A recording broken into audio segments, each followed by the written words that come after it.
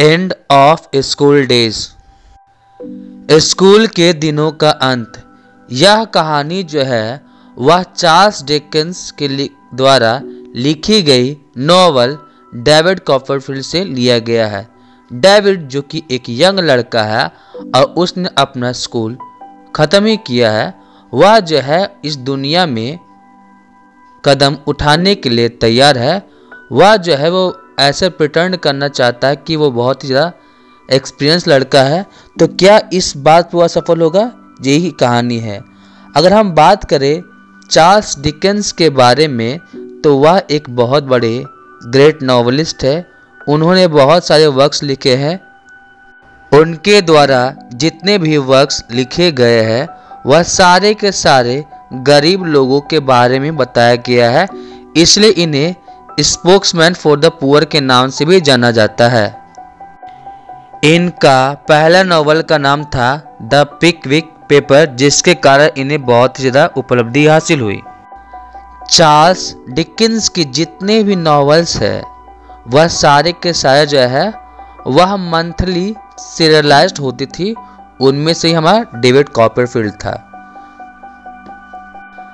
कहानी की शुरुआत में डेविड बोलता है कि मुझे समझ में नहीं आ रहा है मैं खुश रहूं या उदास रहूं, क्योंकि मेरा स्कूल खत्म हो गया है और स्कूल छोड़ने के साथ मेरा जो रिश्ता था डॉक्टर स्ट्रॉन्ग से वो भी खत्म हो गया है। डॉक्टर स्ट्रॉन्ग जो है वह डेविड के स्कूल टीचर रहते हैं। अब यहाँ पे डेविड बोलता है कि मैं जो है वो वहाँ बहुत ज़्यादा खुश रहता था और मुझे डॉक्टर स्ट्रॉन्ग की आदत भी हो गई थी। उस छोटी सी दुनिया में मैं बहुत ही ज़्यादा पॉपुलर रहा था और शायद यही कारण है कि मैं उस स्कूल को छोड़ने के बाद मुझे जो है वह थोड़ा उदासी हो रहा था। लेकिन कहीं न कहीं एक बात की खुशी भी थी और वह खुशी बेवजह की थी। मुझे इस बात का कोई भी आइडिया नहीं था कि एक स्वतंत्र युवा लड़का होना कैसा होता है और उसकी क्या क्या महत्व है। वह बस इस बात से खुश था कि अब वह जो चाहे कर सकता है, जहाँ चाहे जा सकता है और भी बहुत सारी चीज़ें कर सकता है अपनी सोसाइटी में अपनी छाप छोड़ने के लिए, जिसके कारण वह बहुत ही ज़्यादा एक्साइटेड हो रहा था। यह जितने विचार हुए वो सिंपली एक छोटे से लड़के के दिमाग में आती है जो यह बताने की कोशिश करता है कि अगर वह स्कूल छोड़ता है तो उसे किसी भी तरह का पछतावा नहीं है। अब बोलता है मुझे याद नहीं है कि मैंने जब स्कूल छोड़ा था तो मुझे क्या फील हुआ था और बहुत सारी चीज़ें जो है वो मेरे दिमाग में है ही नहीं स्कूल से संबंधित। और मुझे लगता है कि ज़िंदगी की जो शुरुआत जो है वह मुझे थोड़ा कंफ्यूज कर रही है। मैं जानता हूँ कि मेरी जो है वह किशोरावस्था का असर मेरी ज़िंदगी में कुछ खास नहीं हुआ और मेरी ज़िंदगी जो है लगता है परियों की कहानी है जिसे मैंने किताबों में पढ़ा हुआ है।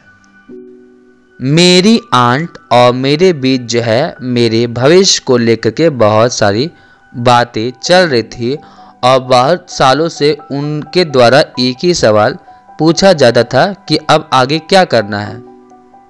ऐसा मुख्य रूप से बच्चों के साथ होता है कि जब कभी वह स्कूल में रहते हैं तो उसी दौरान उनसे पूछा जाता है कि वह क्या करना चाहते थे।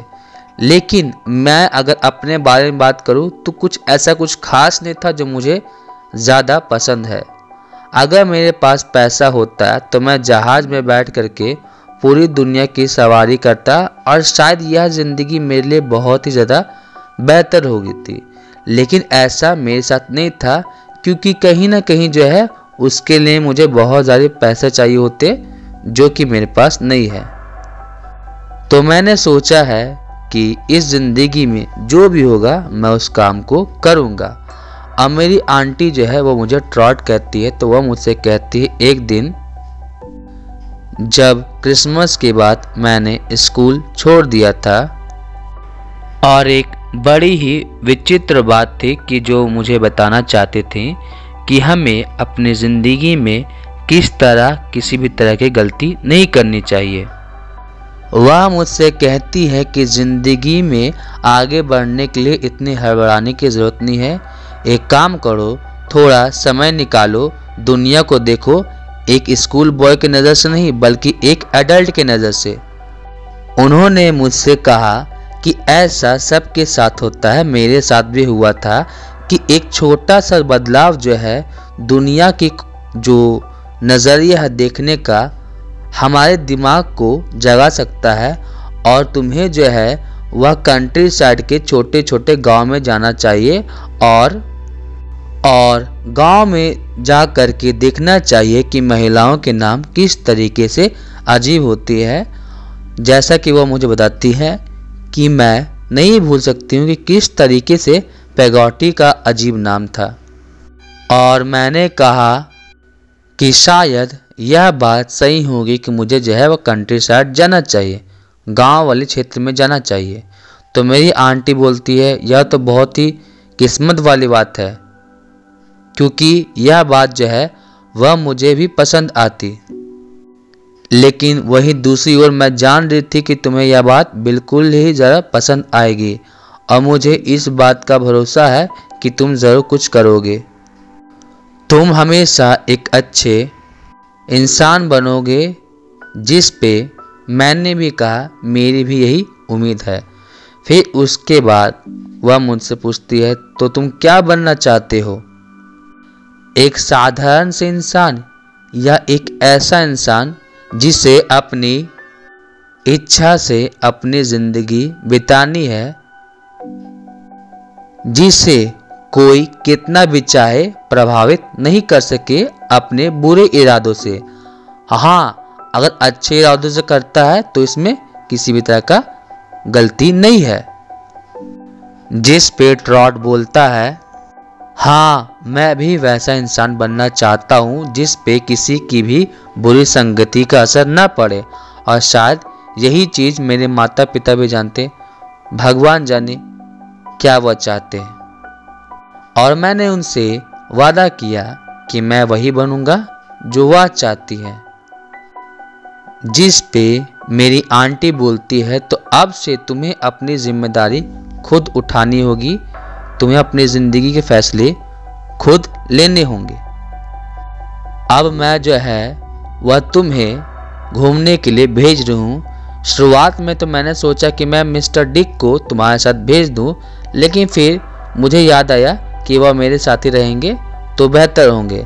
मिस्टर डिक इस बात से बहुत ही ज़्यादा निराश हो गए थे कि उन्हें मेरे साथ जाने का मौका नहीं मिलेगा।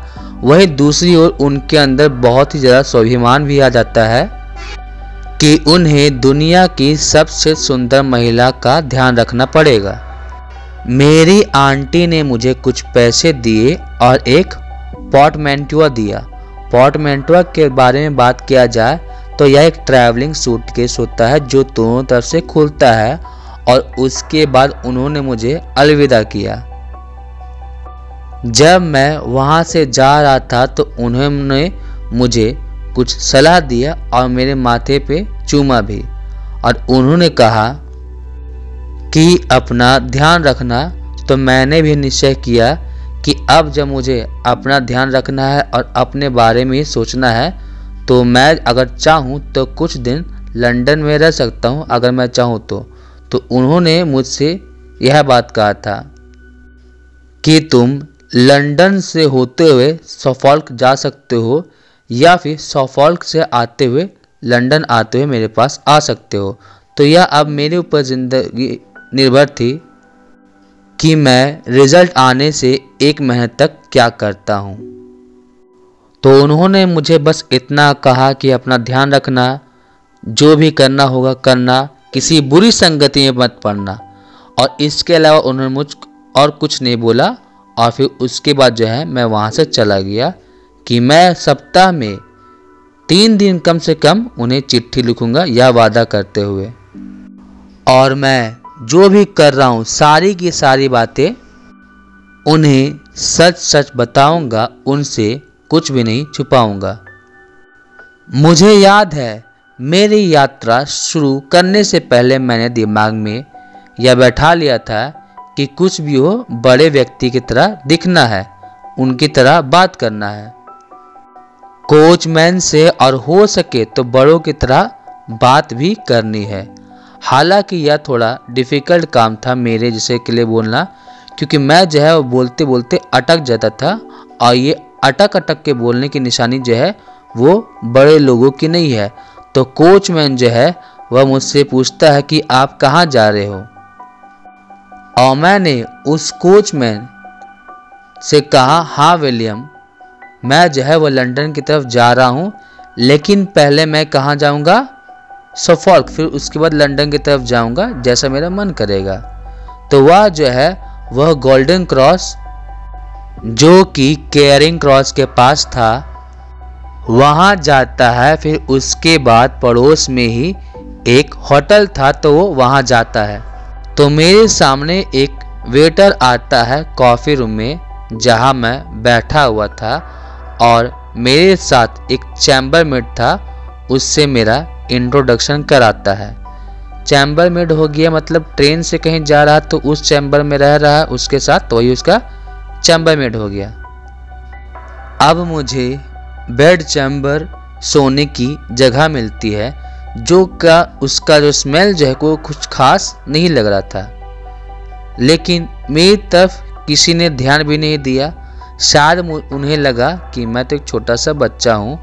जितनी भी चैम्बरमेड थी जो उसकी सफाई करती है, उन्होंने मुझसे पूछा भी नहीं कि आपको किसी भी तरह का दिक्कत है या नहीं, जबकि वेटर जो है उसे यह बात समझ में आ गए थे कि मुझे कहीं भी आने जाने का एक्सपीरियंस नहीं है। तो अब वेटर मुझसे पूछता है कि सर आप डिनर में क्या लेना चाहेंगे। जितने भी युवा लड़का लोग होते हैं वह फॉल को खाना पसंद करते हैं। फॉल एक तरह का पक्षी है चिकन के जैसा, जिसके लोग मीट या अंडे खाते हैं। तो मैंने उसे बताया कि मेरा फॉल खाने का बिल्कुल भी मन नहीं है। तो फिर उसके बाद बोलते हो अच्छा आपका मन नहीं है, तो एक काम कीजिए आप मटन खाइए। तो मैंने कह दिया अच्छा ठीक है उसी को ले आओ, क्योंकि मुझे एक्चुअली में समझ में नहीं आता कि मैं खाऊं तो क्या खाऊं। उसके बाद वह बोलता है कि सर क्या आप टैटर्स लेंगे। टैटर्स जो है वो आलू को बोला जाता है, और उसने मेरी तरफ हंसते हुए बोला, और यह भी बोलता है कि जितने भी यंग जेंटलमैन होते हैं वो लोग जो है वो टैटर्स खाते हैं। मतलब यहाँ पे देखा जाए तो कहीं ना कहीं यह जो वेटर जो है इसकी खिंचाई कर रहा है। तो मैंने जो है डेविड है वो बोलता है मैंने क्या किया, मैंने जितना भारी आवाज़ हो सका मैंने बोलने का कोशिश किया कि व्हील कटलेट और पोटैटो ले आओ, और उसके साथ साथ जो भी ला सकते हो वह लेके आओ। फिर मैंने पूछताछ की कि क्या कोई ट्रॉटवुड कॉपरफील्ड की तरफ से किसी भी तरह का लेटर आया है क्या। मुझे पता था कि किसी भी तरह का लेटर नहीं आया होगा, लेकिन मैं उसे यह दिखाने की कोशिश कर रहा था कि मुझे लग रहा है कि वह लेटर आएगा। अगर ट्रॉटवुड कॉपरफील्ड के बारे में बात किया जाए तो वह बहुत ही ज़्यादा जाने माने व्यक्ति थे। तो वह जो है वो वापस आता है और मुझे कहता है कि नहीं सर किसी भी तरह का लेटर नहीं आया है। मुझे पता तो था कि लेटर नहीं आया है, लेकिन मैंने फिर भी आश्चर्य में बोला क्या लेटर नहीं आया, लेकिन मैं तो उम्मीद कर रहा था कि लेटर आने वाला है। फिर उसके बाद वह जो वेटर है वह मेरे लिए आग के पास खाना लगाना शुरू कर देता है, और जब यह वह काम कर रहा होता है तो उसने मुझसे पूछा कि सर क्या आप कुछ पीना चाहेंगे। तो मैंने बोला कि हाँ आधा ग्लास पिंट ऑफ शेरी लेकर के आओ। अगर हम पाइनेट ऑफ शेरी के बारे में बात करें तो शेरी जो है एक स्पेनिश वाइन होता है और पाइनेट जो है वह किसी भी लिक्विड को मेजर करने के लिए इस्तेमाल किया जाता है। तो उसने बोला कि मेरे लिए कुछ स्पेनिश वाइन लेकर के आओ। मुझे पता था कि वह वेटर जो है वह कुछ न कुछ गड़बड़ करने वाला है, तो उसने क्या किया, बहुत सारे बोतल्स में थोड़ा थोड़ा वाइन छुपा हुआ था। वह जो है उन सब को इकट्ठा करके मेरे पास लाने की तैयारी करने लगा। और मैंने इस बात को कैसे देखा कि मैं जो है वह न्यूज़पेपर पढ़ रहा था और मैंने इस काम को करते हुए देख लिया। अब वह आता है और मुझे वाइन देता है। उस वाइन को टेस्ट करने पे मुझे थोड़ा अजीब लगा, मतलब वो वाइन जैसा पीने में ही नहीं लगा। लेकिन मुझे इतनी ज़्यादा शर्म आ रही थी कि मैंने न कंप्लेन किया न कुछ कहा उससे। डिनर करने के बाद मेरा मूड बहुत ही ज़्यादा अच्छा हो रहा था, तो मैंने सोचा मैं कोई प्ले देख कर के आऊँ। पहले के समय में मूवीज़ थिएटर नहीं होते थे तो लोग प्ले देखने के लिए जाते हैं। तो वह जो है वह सबसे पहले देखने जाता है जूलियस सीजर। अगर हम बात करें जूलियस सीजर के बारे में, तो जूलियस सीजर जो है वह शेक्सपियर के द्वारा लिखे गया एक प्ले है। फिर उसके बाद क्या होता है, वह कॉन्वेंट गार्डन थिएटर गया हुआ है, वहाँ पे वह जूलियस सीजर देखता है और एक पैंटोमाइम देखता है। पैंटोमाइम जो है एक तरह का रोमन थिएटिकल परफॉर्मेंस था जिसमें एक ही व्यक्ति जो है वह सारे के सारे कैरेक्टर को करता है। यहाँ पे डेविड है वह बोलता है कि स्कूल में यह रोमन प्ले जो है वह मुझे कितने भी ज़्यादा बोरिंग लगते थे, लेकिन यहाँ पे तो मुझे बहुत ज़्यादा मज़ा आ रहा है, मुझे बहुत ज़्यादा आनंद का अनुभव हो रहा है। लेकिन इसमें जो है वो बहुत सारी चीज़ें जो है वह कुछ सच्चाई और कुछ काल्पनिक थे। इसमें बहुत सारे पोएट्रीज थे, पोएट्री बोला जा रहा है। अब जब प्ले चलता है तो लाइट कम थी तो लाइट कम था, फिर म्यूज़िक बज रहा है और भी बहुत सारी चीज़ें हो रही थी और उसे बहुत ज़्यादा आनंद का अनुभव हो रहा था। फिर उसके बाद क्या होता है, जब प्ले ख़त्म हो जाता है तो वह रात को बाहर निकलता है आधी रात को, और उसमें बारिश हो रही थी और वह इस समय यह सोचता है कि मैं लग रहा है पता नहीं किस जगह से आ रहा हूँ जहाँ पे बहुत ही ज़्यादा शोर था, लाइट कम थी, लेकिन मुझे मज़ा आया था। मुझे लगता है कि मैं वापस उसी जगह पे चले जाऊँ। यह बेसिकली हम लोग को भी देखने को मिलता है कि अगर हम मूवी देख करके आते हैं तो हमें लगता है कि हम दोबारा क्यों ना उस मूवी को देखें, थोड़ा आनंदित एक बार और हो जाए। तो यही चीज़ होता है डेविड के साथ।